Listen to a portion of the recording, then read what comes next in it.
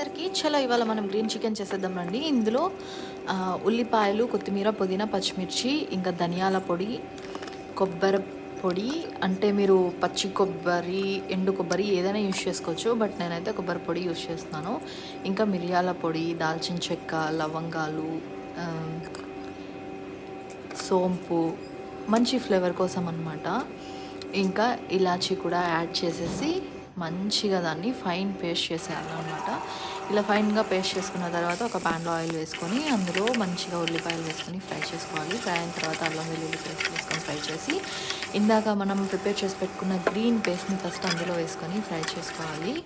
కొంచెం అలా ఫ్రై అయిన తర్వాత అందులో పసుపు అండ్ టేస్ట్కి తగ్గ ఉప్పు, సరిపడా ఉప్పు వేసుకొని మంచిగా ఫ్రై చేసుకోవాలి. అది కూడా ఫ్రై అయిన తర్వాత మంచిగా వాష్ చేసి పెట్టుకున్న చికెన్ కూడా వేసేసి ఫ్రై చేసి మంచిగా కుక్ చేసుకోవాలి. బాగా రోస్ట్ అయిపోయి బాయిల్ అయిపోవాలన్నమాట చికెన్.